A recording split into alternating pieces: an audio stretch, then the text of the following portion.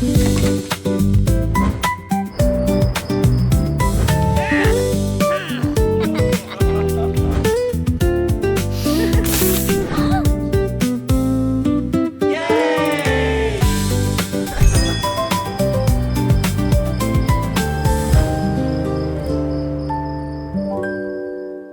节目由雍和毛发健康智能体联合冠名播出，微信搜索“雍和毛发健康智能体”，脱发问题全知道。本节目由金龙鱼外婆香小榨菜籽油，中国菜籽油销量第1的品牌赞助播出。今天是丁少当管家 ，OK， 让我来弄一弄这个。儿们，我来。欢迎，到这儿来不要帮忙，你们就负责吃好、休息好。小丁，你当管家肯定很多不容易。他们之间有一种情，有一个人以前以为另外一个人喜欢他。没有，小丁，我惹你了。老天都替我鸣不平，在哭呢。你为什么会不开心啊？人哪能天天开心？是颠的吗？哎，走了，生气了。真的啊？那我去把门关了不？好。下班完喽，走。这是匈牙利的一个好汉参赛。我换酸酸。是指的那达慕大会期间3项比拼，中国古代的水上运动项目。你走了，那就结束了游戏。它是来自于《西游记》里面的。还讲吗？故事会是吧？我们要跟时代少年团。我就有一天放学放早了，我就看到我爸爸妈妈站在厨房里面。我们要选一个一聊天，你们俩吧，你们聊聊到底谁是何炅接班人。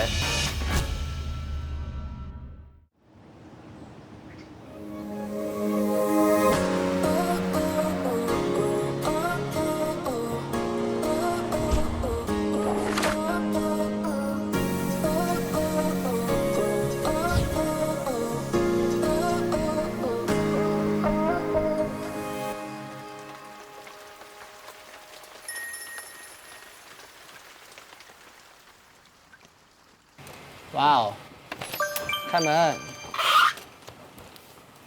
OK， 今天是丁少当管家。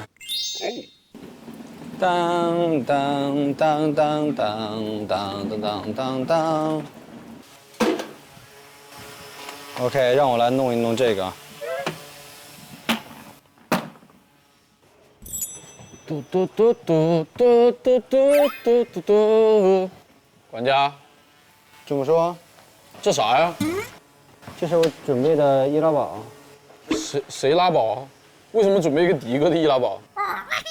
都有，每个人都有。不知道我的年度综艺男艺人很曼妙，遭不住枪竹小三的诱惑。先放起。这我们给娜姐准备那个礼物，把它先藏起来呗。可以啊，你觉得藏哪儿不容易被发现啊？我觉得先随便放个地儿，放这儿。别，这太不容易被发现了吧？往里放吧。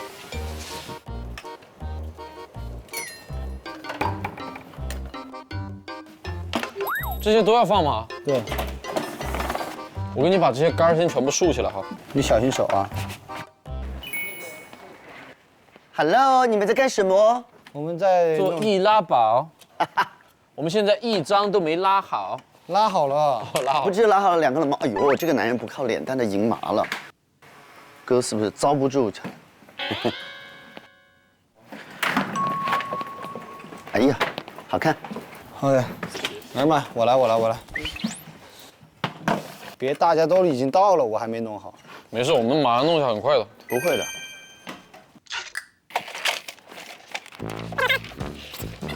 真很奇怪，我要自己支开自己的易拉宝。嗨，你来啦！我来啦！快来看看你的易拉宝。是这个粉色的这个是我的易拉宝，对不对？人间小甜豆，邪门大师。啥事儿啊？这是？我们在干大活呢。我的妈呀！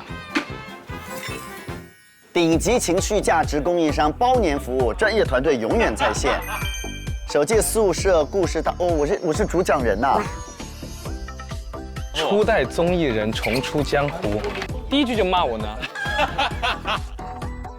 请问还有什么娜娜不会？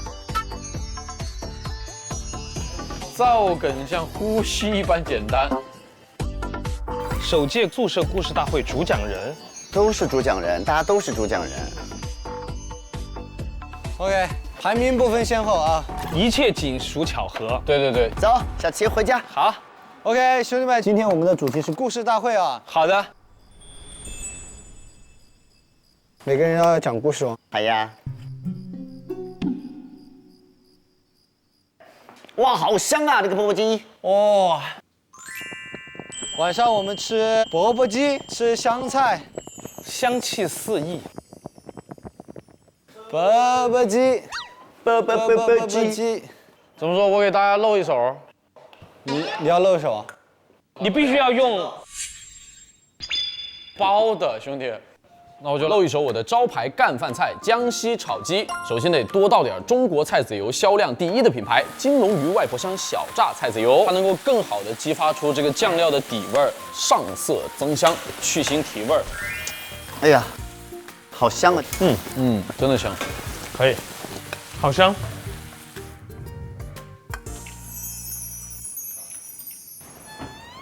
有人吗？这么安静。Hello。哇，哇，摆的好像是夜市的那种招牌，什么美食餐厅的。Hello， 沈林哥来了。沈林哥，我先带你换鞋，这里。 Hello， 欢迎你呀！啊，来啦！来吧。欢迎。沈林哥，先给你拿一个东西，啊，什么东西？这个叫赶紧下趴键。如果你觉得这一趴已经非常的 boring， 你就按啊，直接按是吗？集齐几个对以后，你不用觉得非常 boring， 你觉得 boring 就摁。但作为主持人都是热心肠的哈，捧场的，已经在按了。啊，你们说摁了2下，就按了。你看，已经摁了那么多遍，有吗？这是我摁的吗？真假的？这是我这是摁的吗？管家的 KPI。这些都是他的 KPI，你在毁他。真假的？真的，你不要这样了。我不是故意的。不是我刚拿过来的时候，我看泽林康康摁，我也康康摁了。现在就摁了，你不要再摁了。你摸摸，手没停。已经过一半了，没事。我们就等娜姐，然后我们就开始吃。我们有什么需要帮忙的吗？不需要，到这儿来不要帮忙，你们就负责吃好，休息好。是做样的吗？是的。我就坐这儿了，先坐吧，沈林哥。我们给那个娜姐留着，我们先吃这边。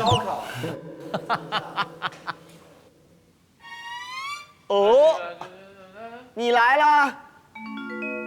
哎呀，来了。哇，这是什么东西啊？看到我们的土味易拉宝没有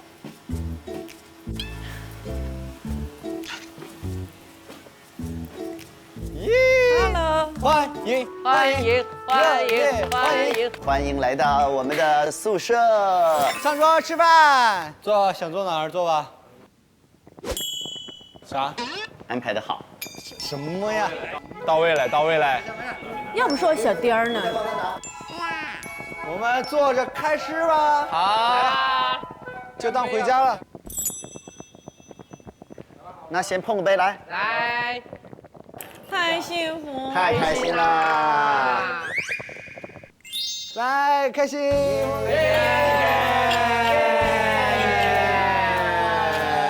帅气的转圈，欢迎大家常来啊！谢谢管家，干杯！完美镜头。怎么有这么帅的管家啊？真的。就想一直在这里住下去。哇，原来运镜是这样的。OK， 吃吧，快吃。吃完我们今天要讲一些小故事。今天的主题是故事大会。故事大会。哎，我要尝一尝泽林做的鸡肉。真的很嫩，甚至有可能没熟。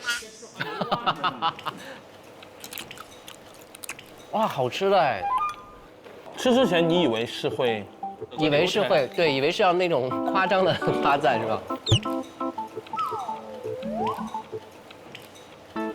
哎呀，好幸福啊！你知道什么最幸福吗？是吗？就是和家人和朋友吃饭是最幸福的事之一。没错。是的。当你不开心的时候，只要跟家人吃饭，跟朋友吃饭，你就会很开心。你为什么会不开心啊？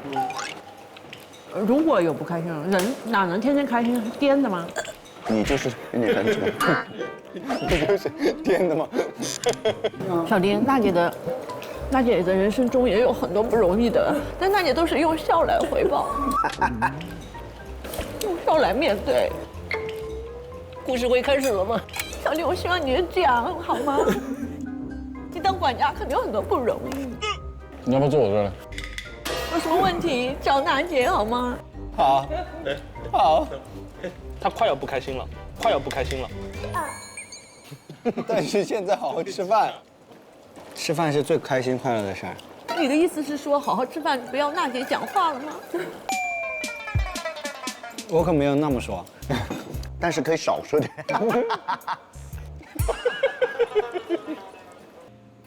好好吃啊，轩轩弄的。丁文熙爱你，好吃就行。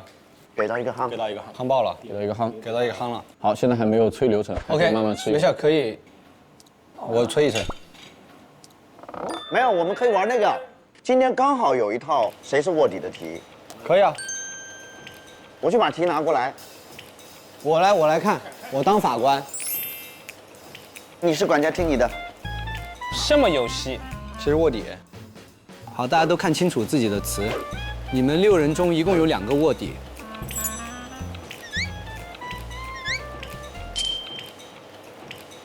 天黑请闭眼，什么鬼啊？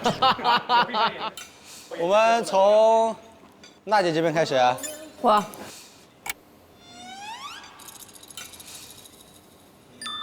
他们之间有一种情，有一种情。我说，近，远近的近，近。默契。默契，嗯，都很有才。小齐，同台。这什么啊？什么东西？鞠躬，谢谢，勾搭，不是什么抠，抠。OK， 有怀疑的人吗？有。你说啥？同台。小齐这个太广泛了。我也觉得。我问你近这事儿不广泛吗？同台这个，我是专门为了找回台上那个同台，是长同台的事情，我还广泛了。出掉，啊，出掉，把你出掉。小齐，拜。Why？因为这样能形成一种就是综艺上的 callback，又 callback 了，就是只要提同台，对，同台走，同台走，第一轮走。有最后的狡辩吗？青天大老爷，我，哎呀，逼出眼泪来了。别哭，别哭，我们这是快乐的聚会。你怀疑谁？你怀疑谁？都挺好的，是都很好，你自己抠吧。抠，来吧，3、2、1。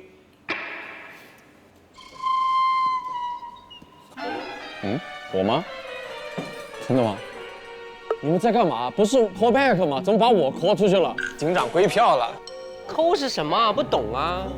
抠不合理吗？抠不合理。我大概知道你的是谁，但跟我的不一样。跟我的也不一样。啊？游戏继续啊，从这边开始。同屋啊？同台又同屋啊？屋子。哎，你是只能走了。走了。去找泽林吧。去找泽林，我要和他同屋了吗？现在吗？我俩同流合污了吗？好，到你了。顶流。这不错。有一个是。有一个是。哦。提到其中一个，就马上会联想到另一个。哦。走了，他可能走了。走了，这也走了。走了。OK， 也没那么近。近也没有。有一个人以前以为另外一个人喜欢他。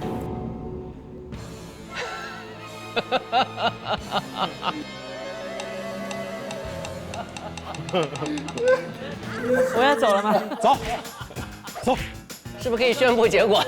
好像是这位能离去了哈。可以的。 3、2、1，止。游戏继续。游戏继续。啊，什么情况？最后一轮了，最后一轮了是吧？爱吃辣。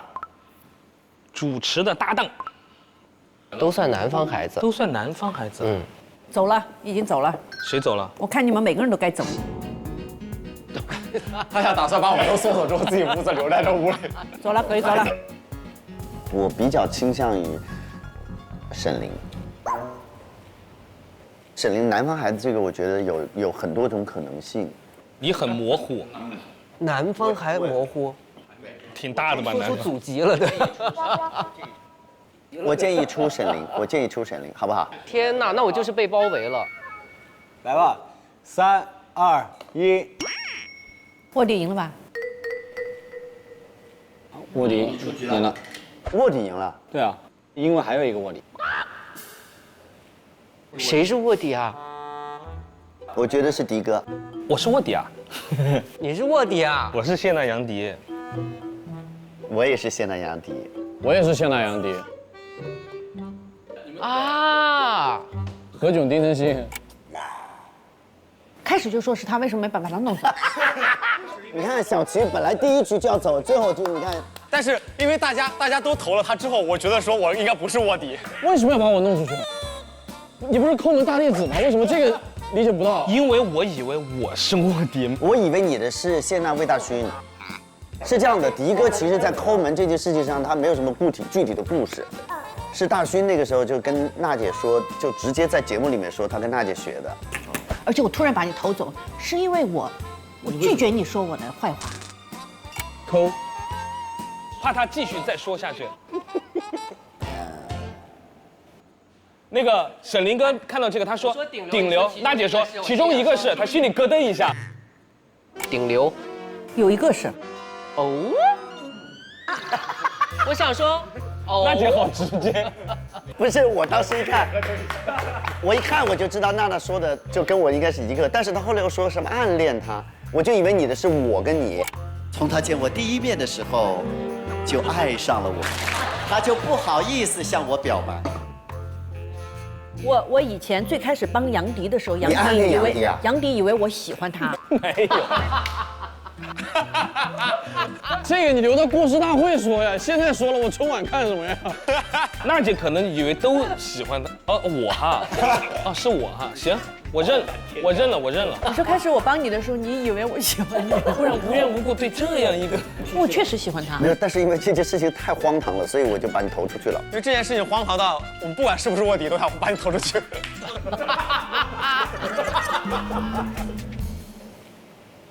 我真的觉得我们今天这些人玩瞎掰网也很好玩。哦，对，我们也很适合玩。瞎掰网太好玩了。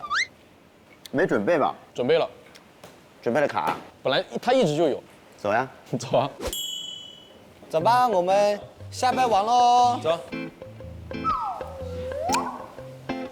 瞎掰网。弟。瞎掰网吗？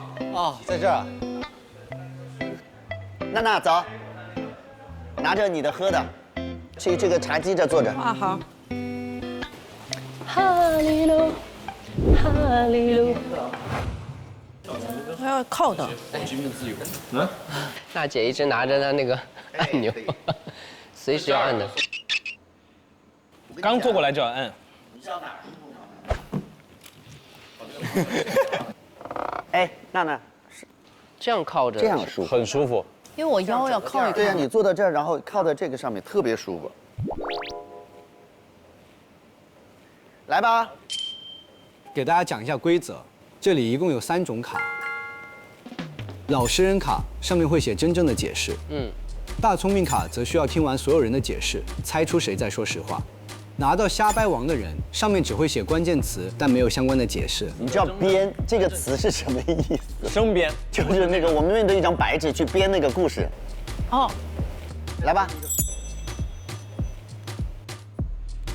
那个大聪明，请举手。大聪明，这个词儿是好汉三赛。哎呦我天哪！我还不明白你，我看你们怎么说一说。不是，你就按照你这上面写的那个说就行了嘛。你那上面肯定写了吧？你肯定是老实人嘛，对啊，老实人。你就念一下就行。你就不能念，你就把它细细点记下来就行。哦。那我这写的老实，就应该就是老实。对啊，那当然。哦。那我们就自告奋勇吧，谁想第一个说呢？都行。那就迪哥吧。我先来哈，因为你很认真的背了很久。对，我看了很久，因为我要记他几个名字。好汉三赛，它是峨眉山的一个比赛，因为峨眉山它那个坡很多，有3个坡。好汉坡是其中一个坡，然后还有一个是连望坡，还有一个什么坡没再记住啊。但是他们就用第一个好汉坡作为这个比赛的名字，它其实是一个爬山大赛，就好汉三赛3个坡。哦，你是假的啊？这你听听别人的就知道了。我这个上面写的，它是一个民间的一个习俗。对，真的，它是一个民间的习俗，它是一个寨子的一个习俗，是推选一个好汉，但这个好汉他可以当最后他可以当为一个那种，我好想再看一下，当为一个那种相当于寨子的那种队长或者是怎样的。寨主不是寨主，一种队长，一种荣誉，然后他需要通过3个比赛去获得这个荣誉。哦，好像造了个句，怎么可真的是这样？他就这样写的，是指的那达慕大会期间日常会举行的3项比拼，分别是赛马、然后骑射和摔跤。以上3个内容被称为好汉三赛。好真呢？不可能吧？就是告诉你，我跟小齐差不多。你看啊，但是它3个项目是摔跤、射箭和骑马，不是骑射。而且这个是蒙古男性每年都会为荣誉而战举行的一场比赛。居然还有这种接着说哈，因为上面写的就是这个，续写我的故事。哦。何老师，全是瞎掰王。因为呢，首先他根据这个他会这么去猜测，但事实上呢，这个词很有意思，跟你想象的不一样。这个其实是云南的一个习俗，它是在男孩子成年的时候，它只有2行字，男孩子成年的时候会给他3个考验，不一样，全是修饰性的前缀。一个习俗，通过这个3个考验的人。村子里会管他叫好汉，同时预示着这个男孩，那个成年了，但是确实没有写3个考验是什么，他只是就说有3个考验，哦，全是瞎掰王，全是瞎掰王。老实人请发言。这是一个匈牙利的，匈牙利的。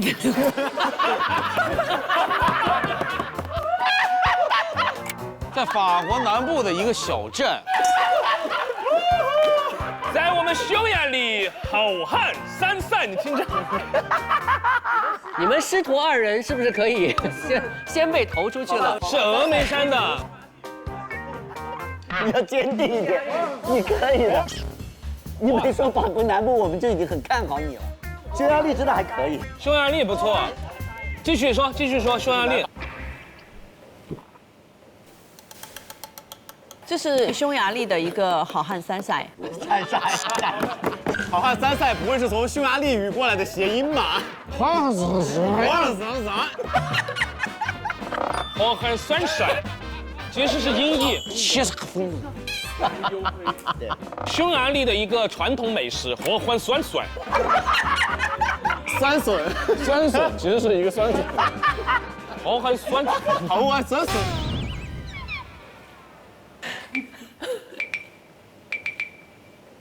然后呢？匈牙利的。匈牙利，然后来，你们这届最后打脸的就是你们，这是一个匈牙利的。还要讲吗？还要讲。来，我们所有的帮忙一下娜娜的那个她的信息啊，严肃一下，让她讲完。对，在匈牙利，匈牙利的一个啥嘛？不是，不是。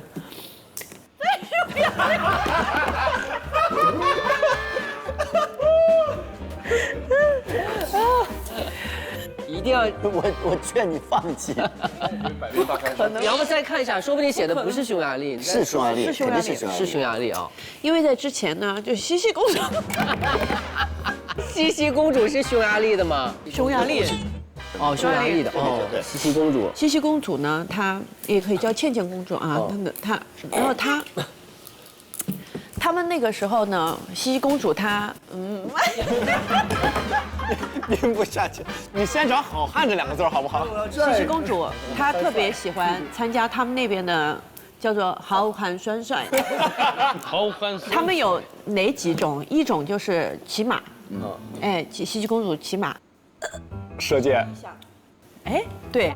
第二个就是拿很长一个鞭子，就是那边有一个那个酒，然后就这样一打，只要把那个酒打翻了，就可以得到一瓶酿的那个葡萄酒。然后第3个项目是吃辣椒。这个故事其实可以不用出现那个茜茜公主的，因为她很喜欢去参加这个好汉帅帅。你让卡牌上字体是多大的字体？就是这一 A4 的纸写，A4 的纸写。他给我讲了是匈牙利的这件事情，而我刚好知道这个故事。哦，你还帮我拓展了，走了。然后他移过来是好汉三帅。好汉三帅 ，OK。终于说完了。你来选吧，谁是真正的老实人？谁是真正的？我觉得首先在我心里排除的其实是迪哥和娜姐。为啥呢？因为他说的那个故事，什么爬山这个东西，如果这个好汉三帅跟他最爱的事情是有凑巧刚好重叠到一起，这几率也太低了。偏偏就是。那我呢？我没有。你这个故事，这一个卡片应该写不下。不是，又是茜茜公主，又是抽酒瓶子，又吃辣椒，这是四行字，就是4行，就是4行字。好，不要解释了哈。何老师讲的非常之合理，但是就是因为太合理了，所以我会稍微有一点点怀疑。泽林和小齐都是在看完之后就迅速的等一下就复述了这个故事，多少要记一会儿吧。我们主持人。所以我觉得如果有可能是真实故事的拥有者，应该是小丁。小丁这是真的？真是真的。他那个根本不合理呀。我这不合理。我就问一下，寨子为什么不选寨主，要选队长？寨主选寨子选寨主才奇怪。不可能，文字不可能这么不严谨。说寨子里面写个队长，很奇怪的。哥，坚信自己。我等一下，我纠结一下，反正不是何老师就是小丁，他们中间有一个人是真的。沈林哥来吧，一锤定音。我觉得就小丁吧。我真是。你这个瞎掰王，亮出你的牌。你好好看。是什么？是什么？好好看了。瞎掰王啊！再选，你再选。那我相信我的第2选择何老师。对呀，就是我呀，瞎掰人。你把最应该不会是你吧？别说他就是很扯的东西。第3个选谁？加油加油，你可以的。等我回想一下啊，那我第3个会选泽林。我是沙派王。直接 copy 别人的。他是真正的老实人。我让你猜中了。蒙古男性所学习的3种运动竞技，包括赛马、射箭和摔跤。哎，他是不是也说是蒙古啊？是那达慕大会，因为他就知道这个东西。不是，你竟然会猜我？他都震惊了。他太扯了。啊，那我下一把不要抽到大聪明了。下一把喽。来，娜娜你先。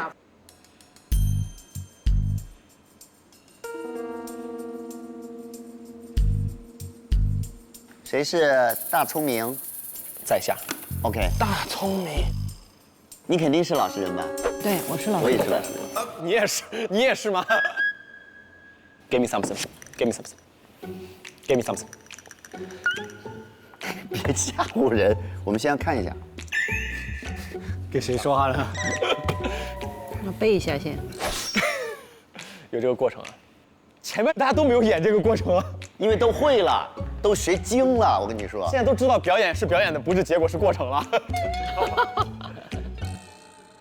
来吧，来吧，谁先说嘛？迪哥，我一讲水秋千，听起来是不是像水蟑螂？不是，你一定要相信我，它就是这么字面的意思。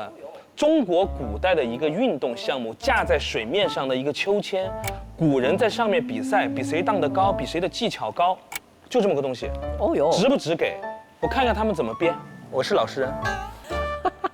海丁，看吧，其实很简单。跟咱们，哎，你也是很简单，真的不是到我这儿大家都开始走很简单路线了。你们前段时间网络上不是一直有那个项目吗？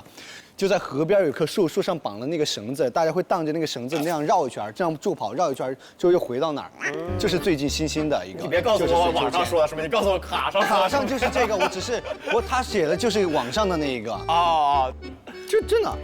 好，就是在网上在水上荡。再来。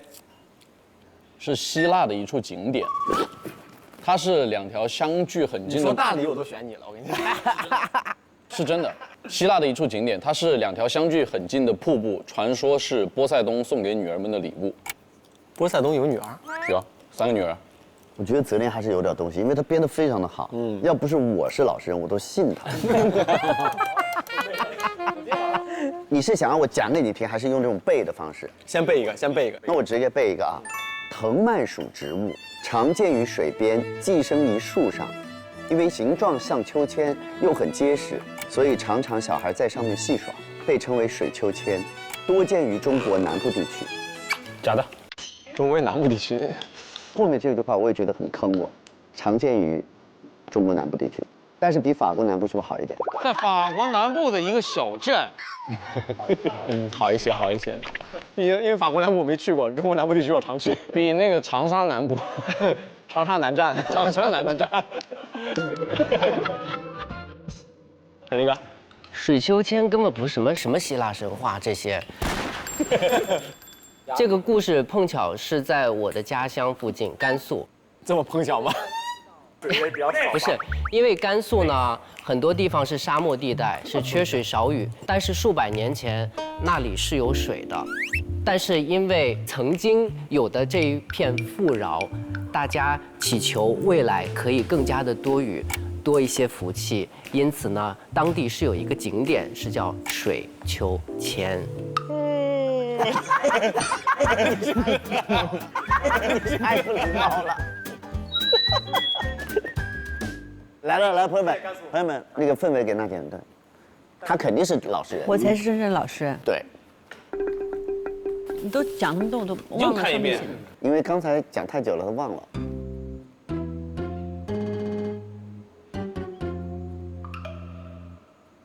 根本不是什么甘肃的什么东西，什么甘肃的地方。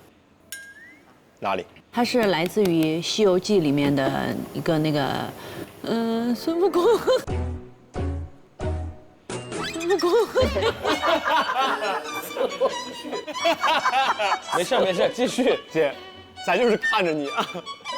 孙悟空那个花果山，水帘洞，水帘洞的秋千，简称水秋千。花果山的一个著名网红打卡地。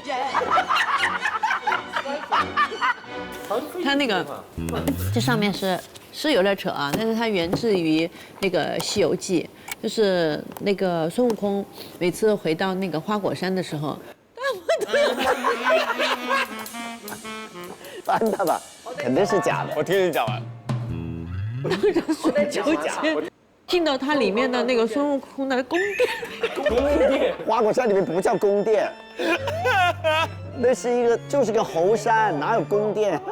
下一次直播的时候，我要在台上突然笑场了，我一定是脑海中想到水帘洞，肯定想到了水帘洞、水秋千，对。还有他的很多猴儿子。猴子、猴孙、猴子什么猴儿子啊？如果他那个猴子要全部进去要好久啊，因为一个大一次性大摆锤那种。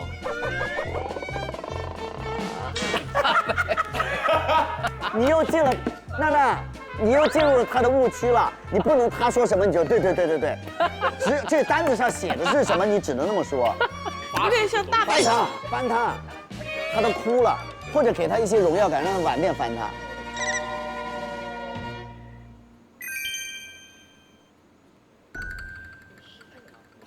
甘肃的朋友要不现在走？你自己说了，不可能跟你的生活那么近。对了，假的。你呢？中国古代的水上运动项目，我觉得他可以放一放。你看啊，最近网上这4个字，这句话就不行。这句话是真的有点，不是很扯，但是他就是。你说在网络上风靡我都信，他说最近网上就开一把。希腊呢？希腊神话。希腊这个真的，波塞冬开。西游记可以翻了。你要相信我这个。要不美猴王先进水帘洞吧，给猴子猴孙们留条路。说哈。你现在还要翻一个错的，对不对？对，来吧。第一个讲了是运动，藤蔓类植物那个真的我，他不是写的类，他藤蔓属，他写的藤蔓属植物。OK。再见。我再见了。你再见。何老师翻吧。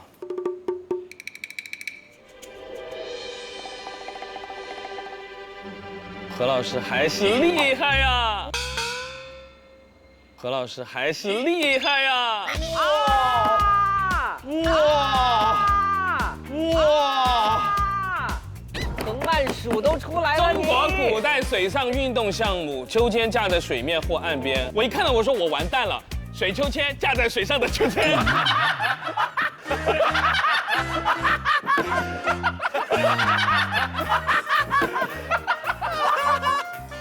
我这个不对吗？你这个最近网上说呀，最近网络风靡，对啊，不是，你是这样说的，你说先不看这个，我跟你讲，最近网上说了个事儿，我说不看这个吗？我能进决赛，我已经很开心了。那我毕竟我也是倒数，就是前3名。你进了决赛圈的。故事大会 ，OK， 我们进下一个故事大会吧。好，故事大会，耶！那就要好好讲讲美猴王当时进水帘洞的故事。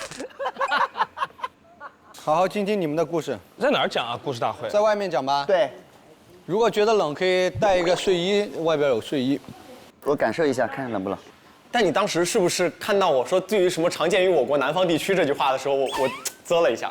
对，那句话是我必须得说的，因为我不能等你问我再说，所以我马上就说，我也觉得这个有点假。对，我当时还想说，你是不是根据我的反应给了那个反应？纠结了一下。身边好多人都在焦虑头发问题，别急，我有个很方便的方法。微信搜索“雍和毛发健康智能体”，拍张照就能出报告，脱发问题全知道，毛囊状态、头皮油脂、脱发等级都能看到，还能分析你的4庭7眼，匹配适合你的美学发际线。本节目由雍和毛发健康智能体联合冠名播出，微信搜索“雍和毛发健康智能体”，发现你的头脸美学。本节目由金龙鱼外婆香小榨菜籽油，中国菜籽油销量第1的品牌赞助播出。本节目由喜之郎果冻赞助播出。开心时间来一个，多点关心，多点爱。本节目由 JBL 赞助播出 ，JBL 琉璃扣耳夹耳机，无感夹带时尚加分。本节目由触感绒绒、吸水稳稳、1周一换超贴心的洁丽亚洲抛绒绒巾赞助播出。上芒果 TV 搜芒果卡俱乐部，解锁各大综艺节目签名照、演唱会音乐节门票等超级权益。芒果 TV 首页下拉玩综艺同款小游戏。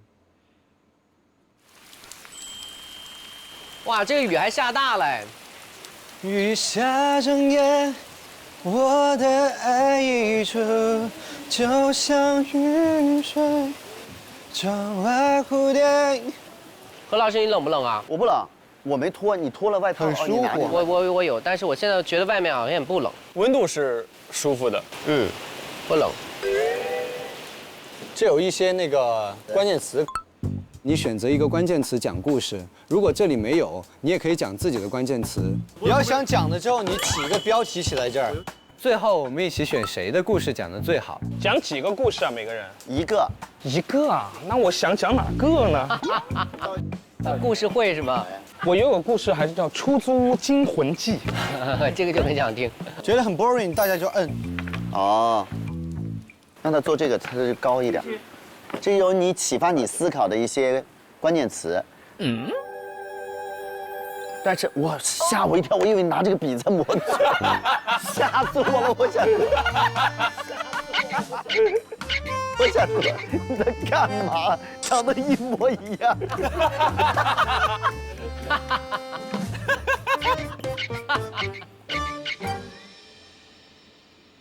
可以先讲一个小故事，不就是热身的。我跟娜姐那个时候一起主持直播的活动，然后因为她用的也是杰哥的杯子，我用的也是杰哥的杯子，同款是吗？一模一样。然后娜姐就从旁边拿了一个杯子，想这样一喝，味道不对是吗？是茶，里面还有茶叶，她喝到我的了，她都快疯了。因为她脑补一个画面，因为我里面茶叶还在，也不过滤，她觉得我喝了以后会喝的茶叶，我还会吐回去，会把茶叶吐回去。我当场呕吐。下播了他，我一个人在那播。下播了，一模一样的。长一模一样。他现在跟我不一样。哎，你们拿到这个了哦，那就要靠你。谢谢，亲爱的。不会，给你窝着点。舒服吧？一下舒服了。啊。我们怎么就这样决定？输的人先讲。好。我讲吧。啊，直接来啊！自告奋勇。你的标题是？陪伴。我这个不叫不是什么好玩的故事。对，好玩的故事。是一个。是我在上电影电视学院的时候，我有一个同学，然后她跟她的男朋友有一天就是吵架，吵很大。那一天晚上他们就决定分手了。分手，她就非常难过，她很崩溃，她就从学校跑到外面，那个时候已经是很晚了，完全打不到车，而且也有一点迷路了。然后这个时候就缓缓地从那个小道上面就来了一辆车，就是很大的那个大公交车。哦。然后他就上了车，他就坐在那个座位上，然后他就望着车外哭了一下，他发觉不对劲。他看到车上并没有司机。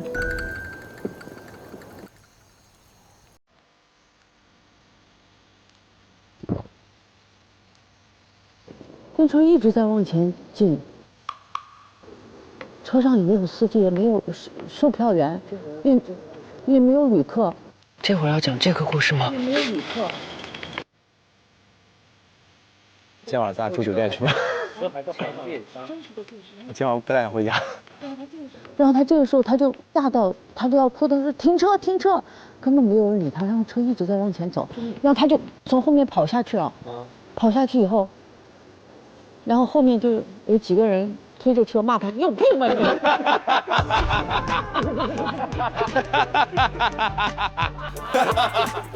哎呀，你有病啊！我刚才想说师傅没拉手刹，我还以为司机很矮呢。行。我也想说，我说师傅上厕所了，嘿，没拉手刹出来，车呢？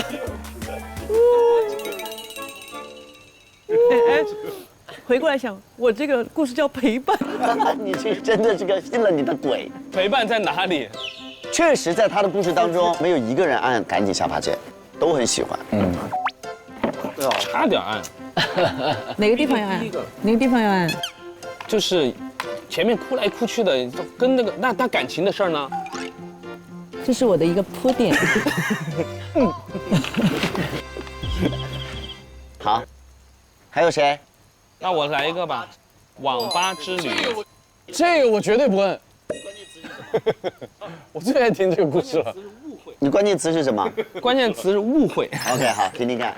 这个故事发生在我大学的时候要考试的时候，因为那个时候比如是希望抓紧我们学习嘛，但是我跟我们几个同学就周末的时候想去上网。网吧是在2楼嘛，1楼是一个茶馆，然后他们俩走的比较快，我走的比较慢，我们就往那个网吧去。他们俩走着走着，不知道他们俩为什么眼神那么不好。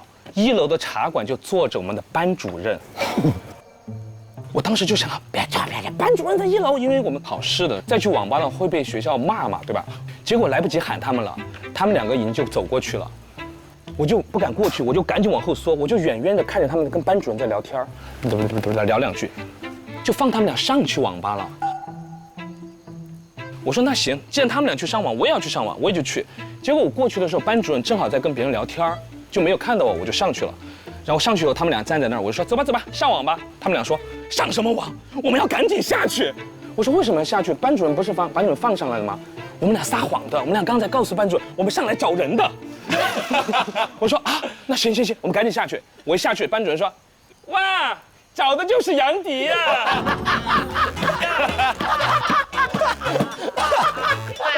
我说班主任绝对不是我跟他们俩一起来的，绝对不是我，不可能，我没有看到你，我一直坐在这，我就看到他们2个，我问他们2个上去干什么，上去找人，找的就是你，我停课1周，网也没上成，他们俩上去了，我当时可以上去，这就是我的故事，网吧之旅。好吧。就你这故事，我延伸一个，也是那个班主任，他已经到了教室了，他就站在教室的最后，就看着大家。然后那个我们班一个同学他迟到了，然后他一看又没有老师在，他就走到门口说：“报告，请进。”然后他进来，自己人演。然后刚走了2步，班主任说：“出去。”报告，请进。出去。你写的啥？我讲一个叫做关于愚蠢的故事。有标题吗？这个故事有。叫做。然后这个故事的源头其实可以从迪哥说起。愚蠢的源头。以前就觉得你愚蠢。不是愚蠢的源头。愚蠢的源头从我说起。不是说你愚蠢，这个故事是这样的，因为从你出现的第一刻开始，我觉得你很好玩啊。然后我问你为什么你有遇到这么多好玩的事情，而且把它收集起来。你说首先要允许自己撒出去啊，所以就是遇到一些状况的时候，是可以把自己丢出去的，然后让一切都发生。但是呢，因为主持人在舞台上那个角色嘛，不太允许会出错，所以永远会绷着一根筋。但是呢，有一段时间比较没有以主持人的角色出现的时候，我发现我丧失了主持人的意识。这个故事跟何老师和小丁也有关系。就是有一次那个大晚会现场直播上，然后那个环节是我们要跟时代少年团玩游戏 PK， 大家集体剪刀石头布，赢的人要给观众发福利。但是因为已经完全丧失那个意识了，我就认真的玩游戏，赢了，大赢特赢。然后何老师在现场还非常明显的暗示过我说，哎，不对，刚才沈凌出错了。我还说我没有啊。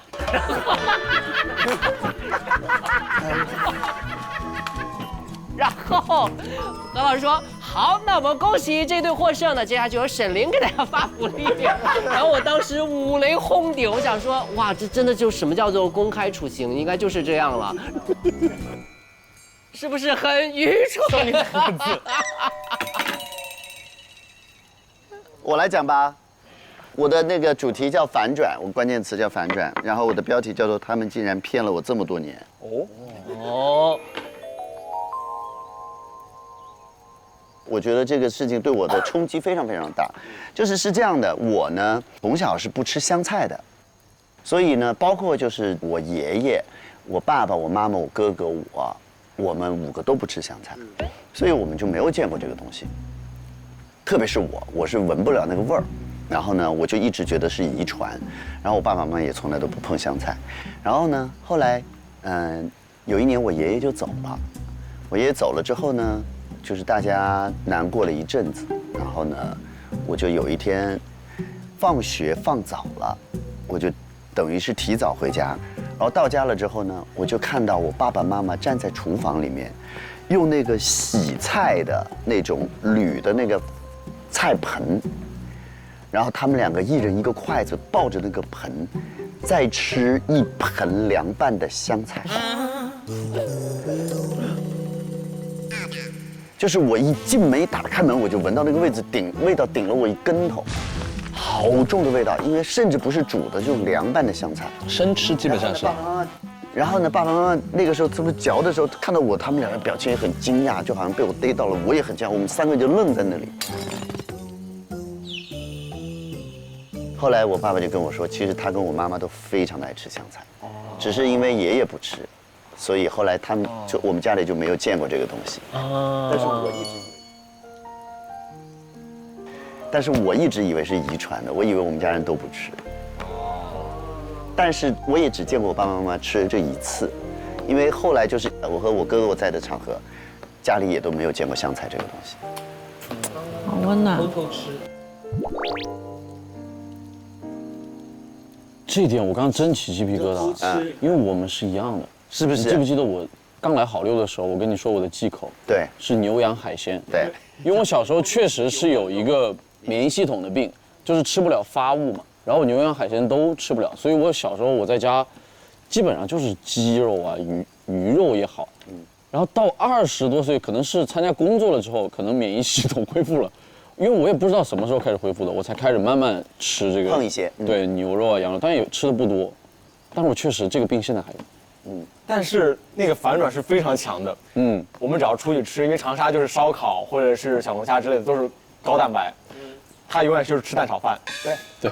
然后突然有一天，他说我没事了，我可以吃了。我说啊，不知道，就试了一次。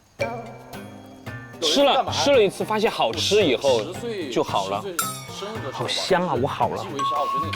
10岁生日的时候吧，就是基围虾，我觉得那个好好吃，可能是第一次吃，在饭店里面吃，然后吃完了直接满身满脸就起疹子的。对。那你这个是真的生病。我有个朋友，他说他芒果过敏，我说你吃过芒果吗？他说没吃过，但是我外婆说我芒果过敏。他小时候跟他外婆去买水果，外婆我要吃芒果。你不要吃这个，这样过敏。你吃苹果。我后来仔细想想，应该是芒果贵一些。你芒果过敏，他到现在不吃。但是你知道，绝大多数人的体质对于芒果都会过敏。但是他没吃过芒果，他没吃过，但是他就不吃。我说你试一下，好吃。我过敏，反正他自己就告自己过敏。我小时候也是。我小时候不是，我是我们家不是我爸在那个铁厂上班，然后我们一家人都住那个铁厂一个小房间，然后中间拿那个帘子隔开。我上小学嘛，他们每天上班，我睡得很早，估计9、10点我就要睡觉，然后早上又起早嘛。然后有一天早上起床的时候，我想吃点东西，我说打开冰箱，我说哎，怎么突然多了一个什么那个猪葱嘴那个拌菜凉拌菜，猪头肉，我说怎么多了这个？我多久买的啊？我咋不知道？然后只剩一点点了，我说早上拿着吃了吧，我吃了，然后第二天晚上，好晚上睡了之后，早上起来我说哎怎么又有？多久买的？怎么不告诉我？又吃。没有，第3天来了，然后我爸妈就还是一样的说，哎儿子快睡啊，快睡觉哈，早点睡啊。好，我睡着了，然后那天晚上不知道怎么突然就醒了，我说那边怎么这么香啊？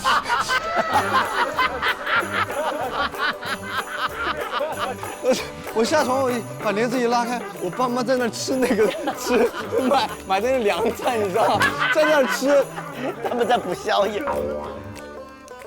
我看着我。儿子醒了，儿子醒了，爸爸妈妈2天没吃了，打开冰箱就没有了，爸爸妈妈2天没吃了。我说每天早上冰箱怎么每回剩一点，我说多久买的？晚饭的时候没见，早上起来就有了。还有小吉，我想到了一个误会，这个标题可以取名叫。我爸以为我送我妈去相亲。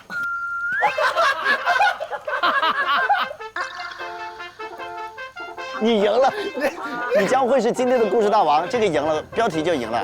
行，我要听一下故中细节。非常狠，就是零几年的时候，然后那时候呢，在我们老家的省级卫视推出了一档节目，然后那个节目的名字叫《粉丝大派送》啊，对，就是这个名字放到现在，大家其实也知道，就是粉丝圆梦，对，粉丝圆梦，然后比如说邀请一些明星来，然后去互动，然后那个时候呢，大家最常用的就是发短信的电视互动。有一次就是我爸妈出门就散步，然后我自己在家里面，然后就看到了一期，我印象非常深刻。那好像是那个节目开播的第1期，然后邀请到的是唐僧的一位扮演者老师，3位其中的1位。对。那当时年龄小，然后那时候看《西游记》也看得多嘛，然后正好我妈手机放在家里，然后我就看，就是他就说你发送什么能收获到那以前电视送的各种奖励啊、福利啊之类的东西。就是发完短信之后，爸妈一回来我就赶紧关电视。我以为发完短信之后就不会有回应了，然后那边开始回短信了。哎呀，那边开始回到类似那种报名成功的短信了。然后我爸就开始说这是什么东西，然后打开电视，那短信反正就写的很热情。我爸就是他其实不太了解，就是这种词是什么样的意思，这种词语是什么意思，粉丝这种词语是什么意思。他就是一口认定这是一个相亲节目，你去报名相亲。然后那天晚上把我骂特别狠。人生第一次感受到我和父亲之间的代沟，就是关于粉丝这个词，我们真的有年代上不同的这个代沟。粉丝大派送怎么能理解成相亲的呢？我不知道，但是我印象非常深。他告诉我这件事情，我说啊，不是吧？在电视上不是唐僧的扮演者吗？他能相亲吗？他不合适吧？就因为就是毫无冒犯之意，就是小时候就是纯看热闹，因为那时候也没有那么多频道看，然后就这个误会啊，就会，对。对，泽林来一个。我一下想不到特别好的故事，我只能想到我成长经历当中最离谱的一个事。就是叫陪伴吧。又陪伴。对。然后我的标题叫我被绑架了。哇，引人入胜。我先讲这个故事的结局吧，就是我的爷爷被网络诈骗了。有趣。就我初中有一天上课，不小心睡着了之后呢，然后就被我班主任拍醒了，就把我叫出去了，说你出去，给你爸爸打个电话。我当时以为就完了，你知道吗？就是以为睡觉被逮着了，睡觉被逮着，然后叫家长过来，给我爸打个电话，他语气超急促，你没事吧？你现在还在学校吧？你没事吧？我马上就过来。因为我当时也是那种刚睡醒，我真的不知道干嘛了。然后我爸就过来了，说我爷爷拿着存折去银行取钱了，因为有一个电话打给他说，你的孙子现在在我手上。然后学我哭的声音学得非常像，我也不知道我哭的到底是什么声音，但我爷爷听完还给我奶奶听，确认一下，这是他吧？他说是，然后我爷爷直接拿存折就去银行取钱了。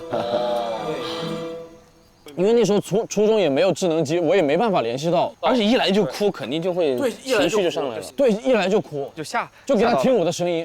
关键那会儿刚好，因为我爷爷联系我爸，我爸刚好在开会，联系我妈也联系不上，就相当于只有就是我爷爷和我奶奶能知道这个事儿，所以他们就急了，就去银行取钱了。我奶奶就一直打电话，打亲戚、打邻居，各种打，要联系上我爸，因为他也不知道我班主任电话，我那会儿也没手机。然后就最后确认了我在学校，我才知道不是因为我睡觉要把我爸叫来。被诈骗了。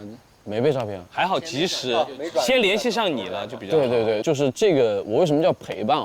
因为我想就是在那个之后呢，我就教我爷爷用了微信，就是他，然后也因为这个契机，我爸给我配了一台手机，就是随时跟爷爷保持沟通。对，因为那时候手机还是那种拿一根棍儿出来写字儿的那种。然后关键就是到现在，我爷爷还是坚持用手写，因为他就是习惯了。学会的第一个就是手写，后来也没有用拼音、五笔什么的。是我教爸爸，我说你可以用语音什么，他都不，还是用手写。哎，真的，我真的想跟你们分享一下我爷爷给我的微信是什么样子的，每一篇都像一封信啊。他一写就很长，是不是？对，他肯定要认真写很久。贝贝，我送你一个保牙齿、永坚固、不脱落绝秘方，青岩、福建省浙江省海盐，不是矿盐。我爷爷是中医，老给我分享这种方子。贝贝不得了，你看他湖南打成了湘南，因为那个手写可能是对手写，对。电视直播，2024年12月14日，因邀请来江西南昌慰问演出，你第一个支持人上台，主持人大人支持，就他全部都是手写，然后以那种信的格式写出来，对，主持人、支持人，好可爱啊！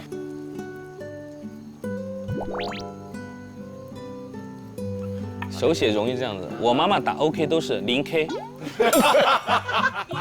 0K 绝了，但是能看出来是 OK。对啊，就是他手写出来选了那个 OK 就直接，0K，来吧，我们评一个最好的好不好？好，来，因为大家都没有摁那个下爬键，本来以那个作为投票标准。我觉得鬼故事很好。鬼故事，这个真的最好，因为它是有那种层次的那种反转哈。讲一半，你们2个都吓到了吗？我有点吓到了，我有点瘆得慌。我说今天晚上咱们住酒店去吧。我瘆得慌，我都对啊，所以我就一直看着你们。我说不对劲儿啊，怎么样？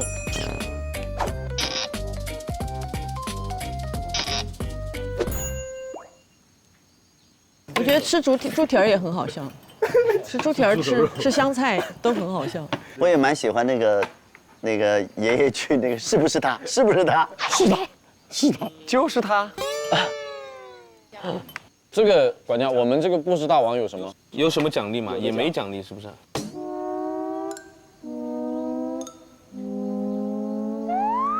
故事大王就是厉害。有一盘猪脚，一盘猪脚，就那个吧，就娜娜是不是？可以。那我们颁个奖好不好？好。我们有奖品吗？有奖品。一起的奖品。不是你，就你。我去拿吧。对，我们有奖品的，拿个奖品，还真有个大奖，真的。哇，真的那么大个礼盒？这么大的礼盒吗？哇，有奖品哎，好精彩啊！有奖品的。那我再讲一下那个。来，让我们恭喜故事大王大姐！放到这儿，放这儿。没。你打开，你来打开吧。你来打开吧。娜姐，你打开吧。不可能，会蹦。不是整我的吧？不是，不可能。不会。 3、2、1，放。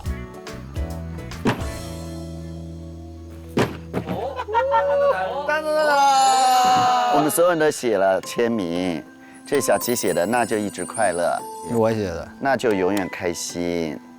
爱快乐火热的你，这我写的。太阳女神永远快乐，这第一个写的。娜姐幸福园。哎呀，来合个影吧，好不好？戴上吧，戴上也可以。哇，有点南法度假风的，怎么？真的。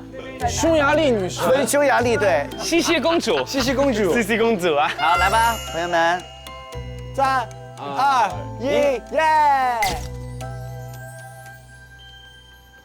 好汉生谁？好汉生谁？今天的故事大会到此结束。今天还要选那个一对一吗？我们要选一个一聊天。我个人建议不要我和娜娜了。对。 因为我们聊太多了，那我们请娜姐选一个人，你就看着谁和谁聊是最。娜姐和吴泽林去聊，一个和娜姐聊一聊，他嗓子不小，那你换一个人，你们俩吧，你俩吧，我俩，好，你们聊一聊到底谁是何炅接班人，谁是何炅接班人。一会儿你就听见那边扑通扑通扑通2声，扑通热水。聊好了，结果告诉我们一下，你们2个。我现在扑通扑通了。出来以后，你看出来的是谁，那个人就是，因为另外一个在月湖里。真我俩，真你俩。行。那个管家大人，娜娜嗓子不行，请问娜娜可以先走吗？可以啊。你把这衣服穿走呗，不然冷，我觉得外边。冷啊，那你穿着。穿着呗。哎呦呦呦，有点发冷。有点发冷啊。行，你包，你有个包，水杯，匈牙利，匈牙利公主，CC 公主，小西西公主。大姐，水杯子别忘了哦。都拿好了。哎，鞋，她的鞋。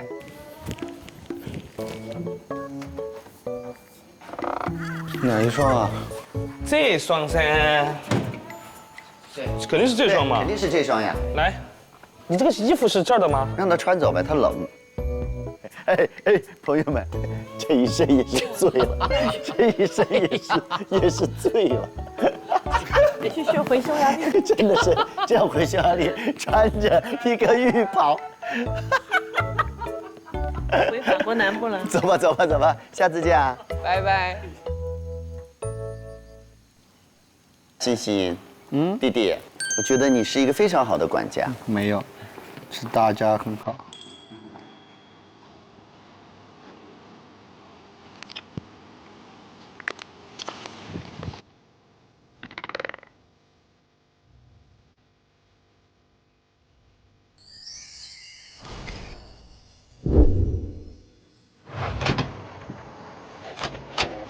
我还第一次来这个地方哎，哥们儿，请坐。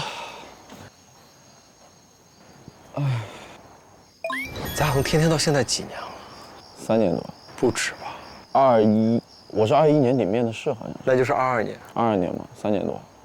今年4年了。4年了。你参加了几年姐姐？今年第5年。对，第六次。你是哪年那个因为身体原因倒下了来着？去年。是在哥哥一场义工里面，是，前年夏天。你有觉得这个高强度的工作，就是如果在我身体不舒服的时候，我也得硬顶下去吗？你有觉得吗？有，就是会有这种感觉。我记得你有一段时间很焦虑，非常，其实就是我们那时候认识的那会儿，是吗？但咱们认识那会儿，你能感觉到吗？感受不到。那时候没办法跳出来聊，就跳出来聊这事儿，因为那时候我是正好正在那个状态里面。如果我没有记错的话，我去的第1期，我们录的主题是那个战争片场。当时不是我们要尝试吊威亚，然后感受炸点，但一切都是在很安全的情况下进行的。那个时候，就是我那一天，我全身上下我带着那个24小时心跳监测仪。但其实它是从身体劳累和心理劳累，就是两方面来的，就没有什么。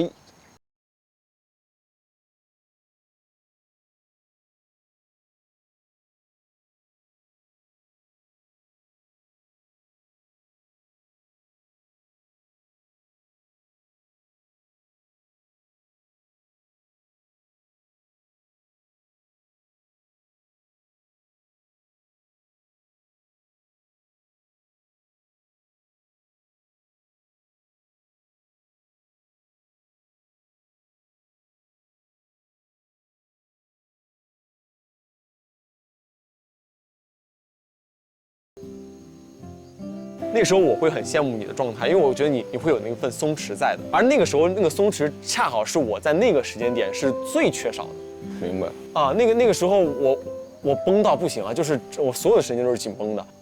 我不说别的，我那个肠易激都是过去比如说半年多1年的时候调整好的。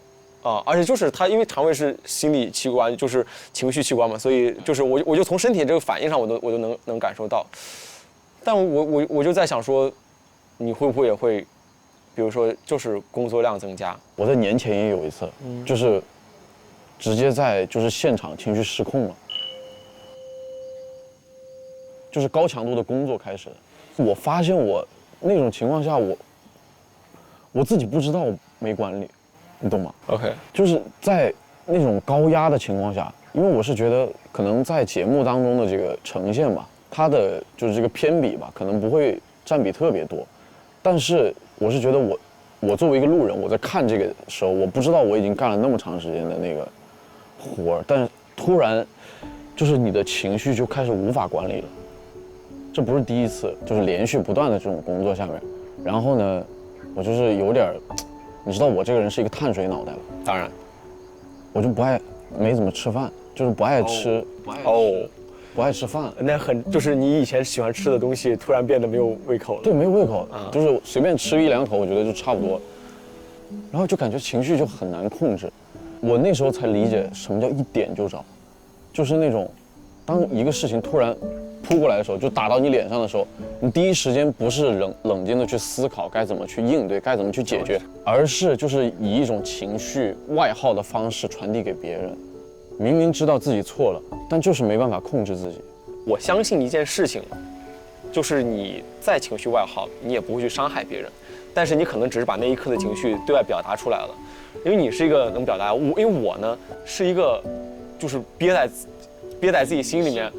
对，你我太了解了。对，就是你是那种我要替别人挡刀，但我不告诉别人，我把我自己就是啪，没事儿，兄弟，没事儿，一点事儿没有。对，你这样不行。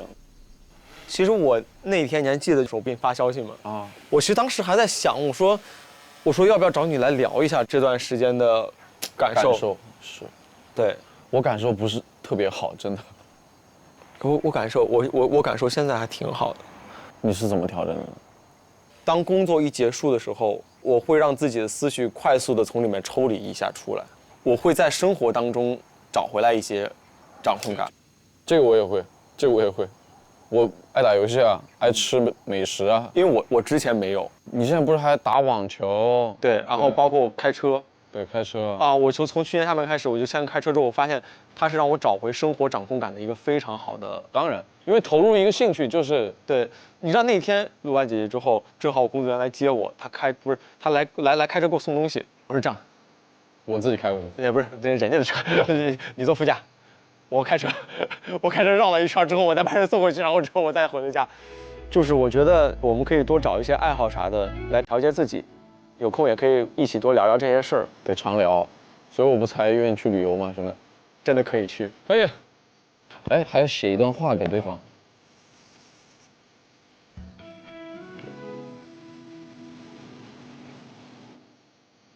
OK， 要念一下。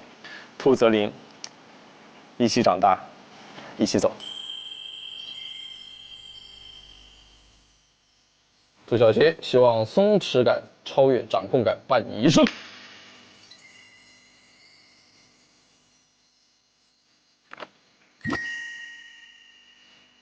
OK，Let's go。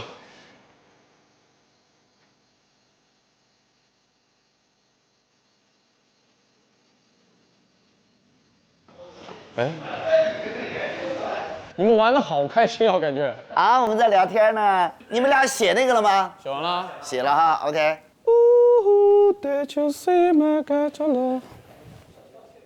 为什么要倒着走下来？因为我们这里放了鞋。哦。好幸福啊，今天。小齐喜欢宿舍吗？非常喜欢。非常松弛。你俩决出来了吗？谁是我的接班人？都不接，你没看到都没跳下去，都不接了，没接这个话题，我还得接着干啊。当然，那必须的。只要我们没有人就是跳下水，你就必须一直干。对。在月湖里面找不到我俩身影的话，你就要继续陪着我。行，好嘞，真好。我来给你们拍个合照吧。来嘛，来一起。 3、2、1，耶！我要帮你拍一张今日最佳管家。对啊，今日管家光帮我们拍了。没有，我要帮你拍张怪图，好不好？对，OK， 好，来，3、2、1，走吧，进屋玩去，走。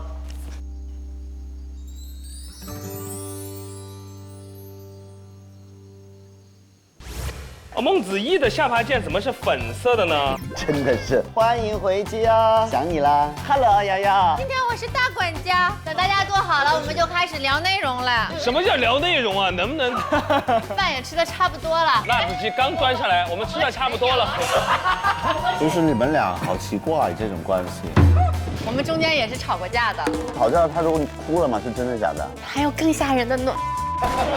我约了出来网友见面，然后就狂骂。我想变成伟霆哥，感受一下那种帅到爆的感觉，是不是像丑到爆的感觉？好啊，不是我呀，什么叫好呀？我对子毅的印象其实是在洗漱间，那我之前刚认雪晴的时候，他们都跟我说她是才女，说不一定会喜欢我，也许不爱跟我玩。妈呀，这是！如果有机会，你最想知道什么问题的答案？我想知道未来的自己是什么样的人。我是离开的人去了哪里？跟我一样，我给你。怎么才能让外公感觉到特别幸福？哇！因为他身边很多朋友都离开了，就是我们都在家的时候，他也很孤独。就是我就可以在我死之前为他做我能做的事情嘛。你们没有遇到过那种跟他接触以后就根本不是那样，但我想拯救他啊！哇！我们的宿舍官方微博联合微博综艺、明星、校园共同发起给错位时空的自己话题征集活动，点击我们的宿舍话题页信箱专区，即可投递给过去的自己、未来的自己，或是节目嘉宾。微博网友们跨越时空的来信已陆续抵达，快来一起看看吧！上微博搜索我们的宿舍，分享你的节目观后感。上微博搜索我们的宿舍熟人局，实时获取节目精彩幕后花絮。更多精彩内容尽在新浪娱乐、微博综艺、新浪综艺。